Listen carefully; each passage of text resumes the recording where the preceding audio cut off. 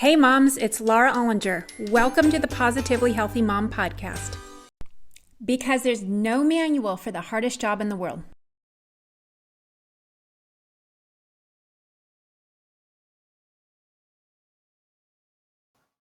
Hello, and welcome to the Positively Healthy Mom podcast. I'm your host, Laura Olinger, teen and parent wellbeing coach. And today I'm so excited to introduce you to Donna Kay, who is an ADHD expert, board certified health and nutrition practitioner, and 2 times international best-selling author. She is also the host of the Soaring Child podcast and CEO and founder of the ADHD Thrive Institute.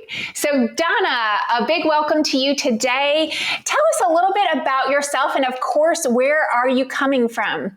Thank you so much for having me. I'm really excited to be here today.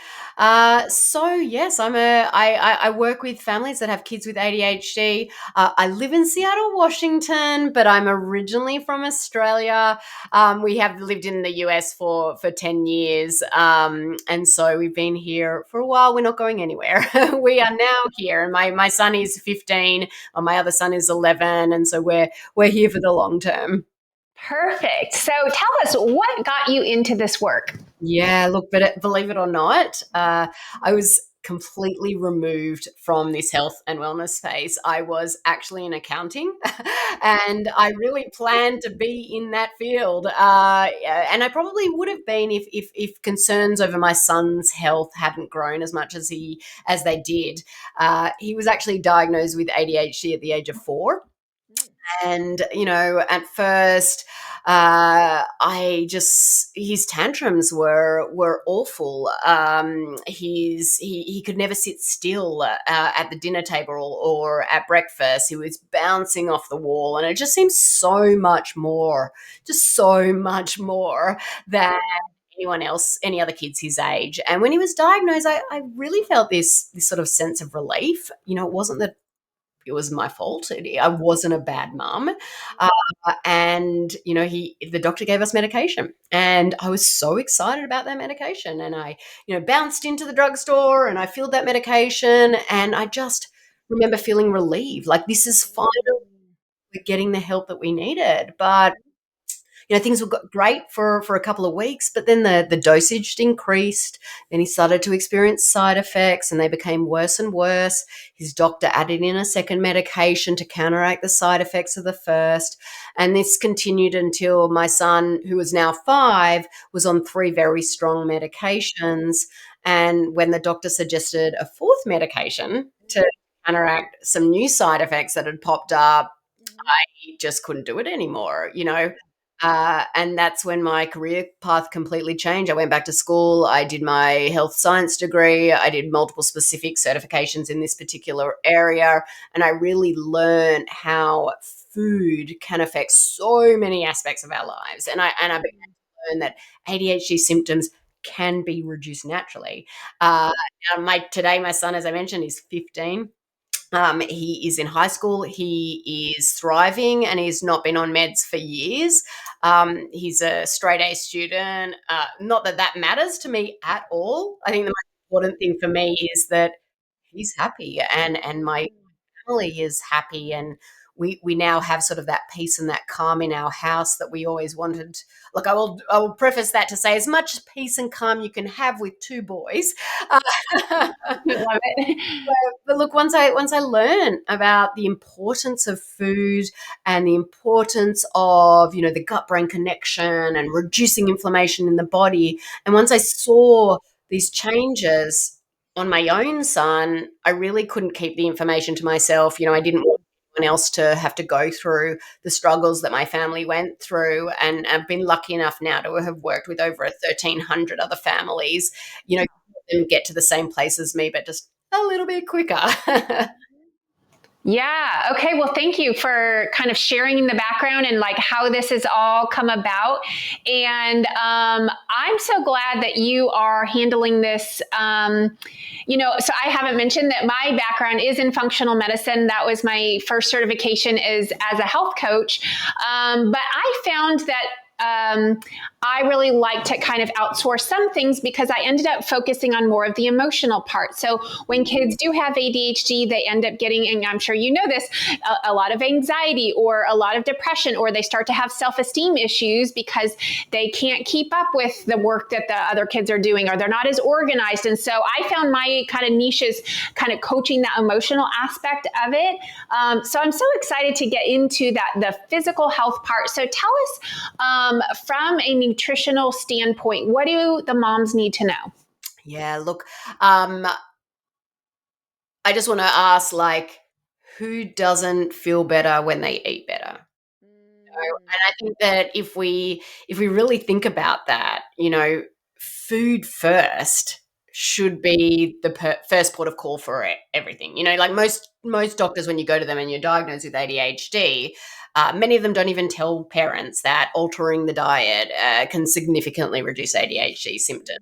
So, I'm a big proponent of that food first approach. For my son, medication didn't help him, food did. Um, and I'm not against medication, but it shouldn't be that first port of call, especially when sometimes food can even be more effective with no side effects. So if we really dive into what that means, if children are eating highly processed, inflammatory foods, lots of packaged goods, it's hard for them to do well.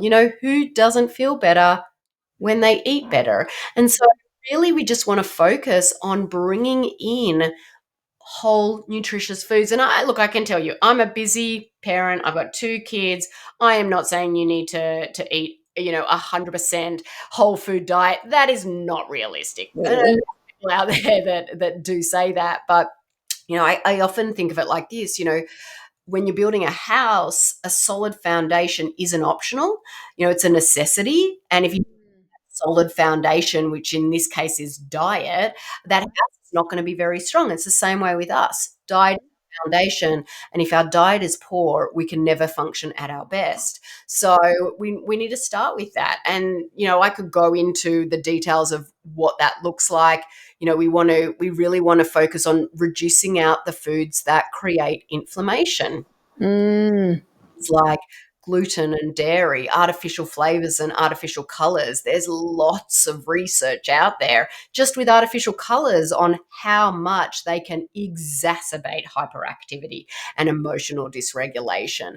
But I don't want to overwhelm the listeners because Rome wasn't built in a day. You don't need to make all of these changes in a day either. You really just let's focus on what to eat first, and then when we improve that diet and what's actually going into their body, then we can start to look at some of those more deeper strategies of removing foods that are creating. Yes, I think that's wonderful because I can see why people would just in 2 seconds get overwhelmed and be like, okay, I'm not doing any of this. I can't, there's no way this would be impossible for my child to eat like this. I don't even want to eat like this. How could I do that? So it's more about adding first. Yeah. And then when you get confident and comfortable and, ready, you could take those next baby steps and kind of go from there. So talk to us a little bit about the gut brain connection. Yeah, and it's one of my favorite things to talk about. I love talking about it. I just want to start off with some statistics quickly. Uh, it's estimated that 54% of American children have been diagnosed with a chronic illness, and that was in 2018 when they did this study. But that figure was only 15% a couple of years before that. And, I was floored looking at that increase.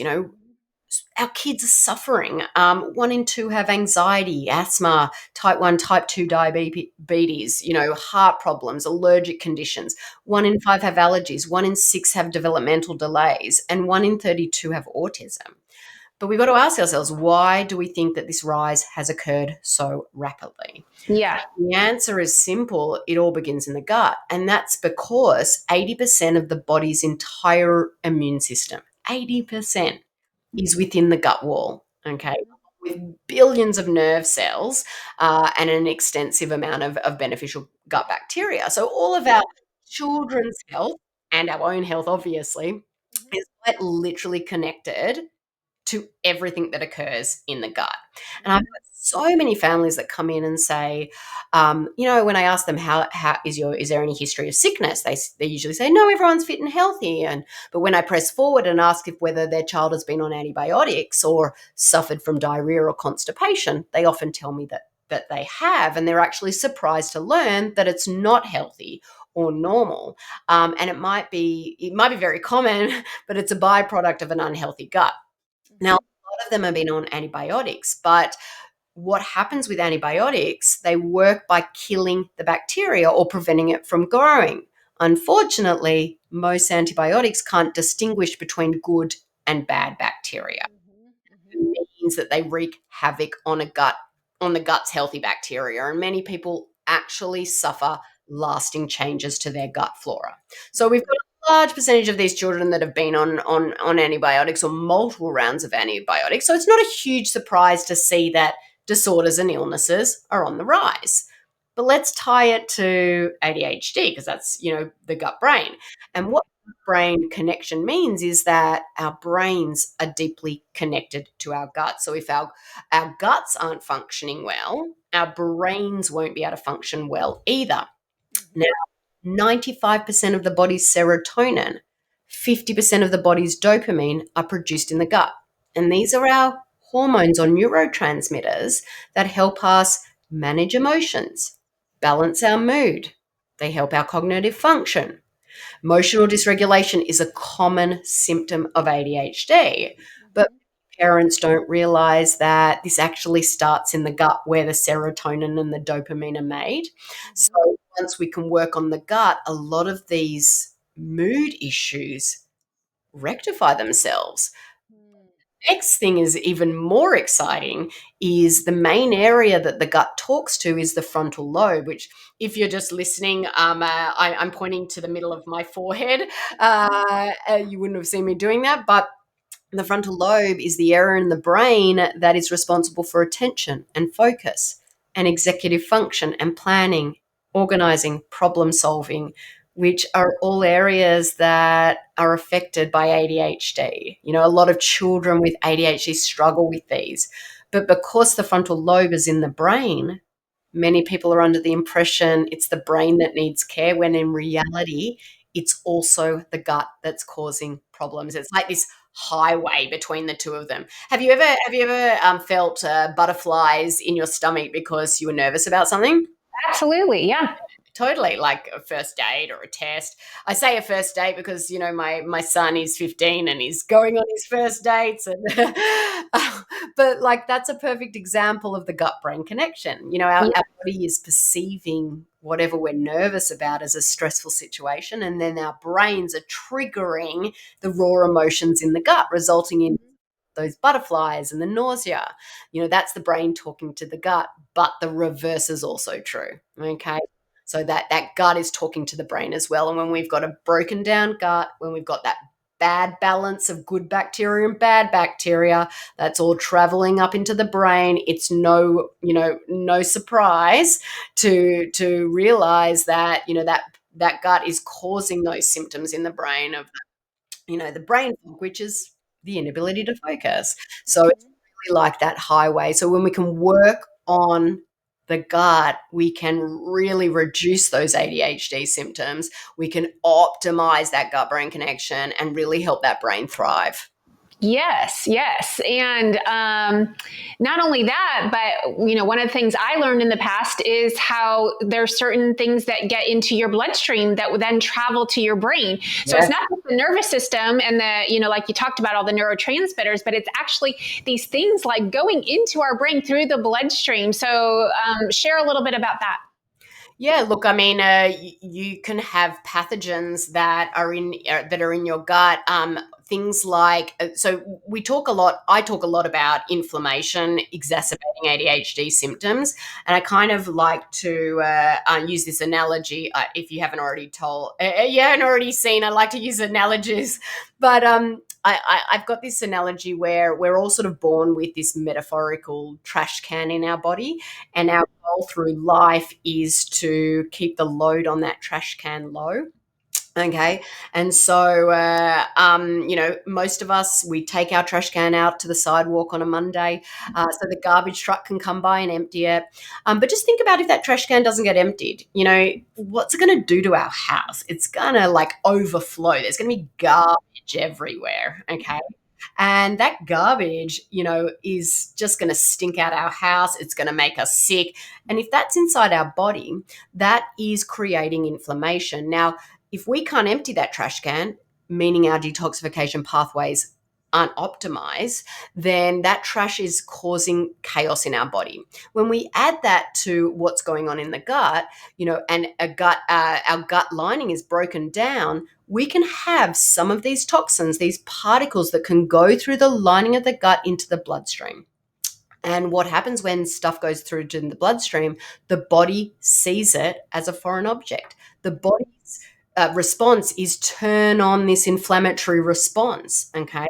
And it's going to make symptoms worse. That inflammation drives symptoms. It's going to further break down the lining of the gut. And then what happens is it's this vicious cycle, okay? When we actually then eat food, that food hasn't had a chance to be broken down by the gut. It actually can go through the lining of the gut into our bloodstream. Then the body is seeing that as a foreign object. It's turning on an inflammatory response. So even when we eat food, our body sees it as a toxin. Now, some of these other things that can go into the brain are things like mold. Okay. If it leaks out into our bloodstream and it crosses that blood brain barrier, and all of a sudden we have mold toxicity and our brain is on fire, we need to actually reduce the toxic load. We need to optimize detoxification pathways and really heal that lining of the gut so we can start to function well. I know it sounds really overwhelming. I just, that was like getting into a little bit of the detail, but I'm just going to bring it back for listeners to say Rome wasn't built in a day. Okay. You don't need to take all of this information and go, oh my God, what am I going to do with it? Just taking small, slow steps to helping your child thrive is the best way to have success. Mm-hmm, mm-hmm. Okay, so next question. It might be a little tricky, but we'll do it together. So your son, you started educating yourself at a very young age. You started making these changes at a very young age. Now imagine we have a listener whose child is 15, 16, and all of a sudden we decide we want to make changes, and the teenager is already trying to form their own identity, be their own person. Mm-hmm. They don't want to hear advice from their parents. How would you tap into personally getting your child on board to start trying these things or start trying to make changes or educate them? Like, how would you do it? Yeah, look, we work with a lot of teenagers as well. So definitely that one comes up a lot when you've got older children. It's really important to get them to understand the why. And I will say that with teenagers, it's more critical to actually show them on a piece of paper why they are doing something that they're doing. So we use a lot of functional lab testing. And so we've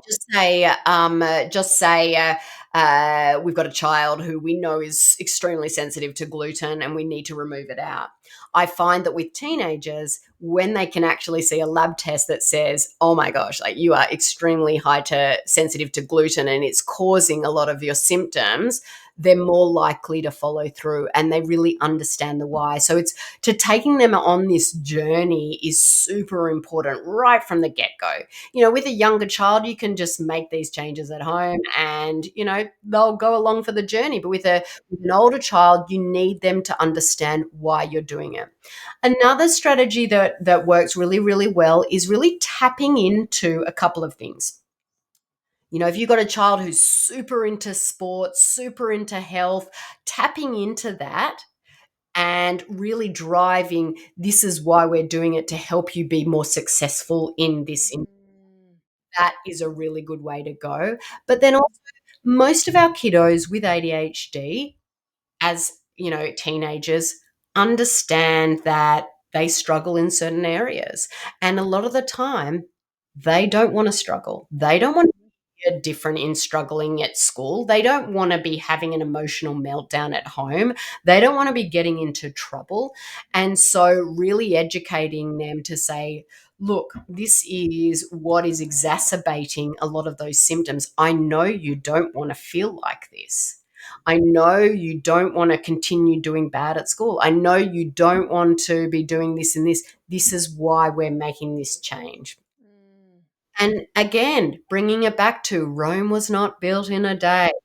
And so one change at a time. You're taking the journey with you, you don't need to go and chuck out all the food, throw away. Sorry, I don't know. Chuck out is an Australian saying, I think.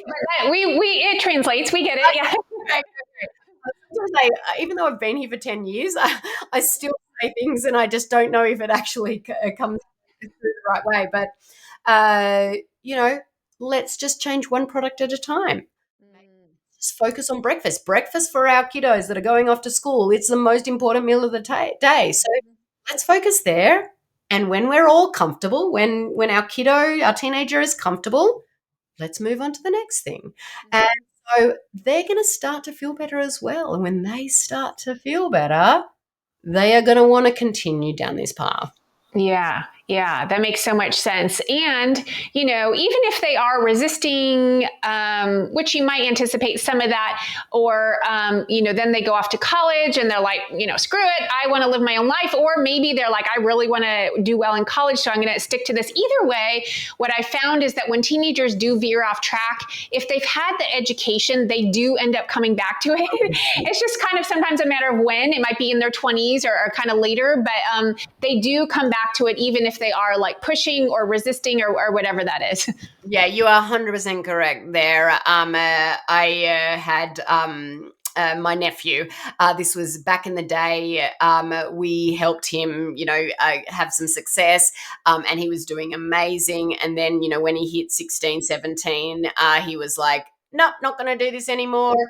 Started to struggle, had to go on his own journey. Now he's 19 and he's back eating the way that he was, and he feels great. And so he needed to go on that own journey, and that's okay.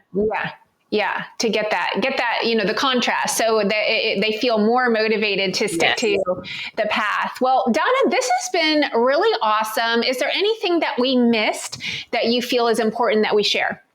Look, I think I've given a lot of concepts today. I'm just going to bring it back to Rome wasn't built in a day. And I think that is the most important thing to remember when trying to help our kiddos, because I know that as parents, all we want to do is help our kiddos right now. But I chucked away all the bad food in my house on day one. I ended up with multiple panic attacks myself. What am I going to feed my family? That is not what I recommend. So I always teach slow and steady wins the race. So I think, give yourself permission to go at a pace that's doable for you and your family and your child. It's not a race.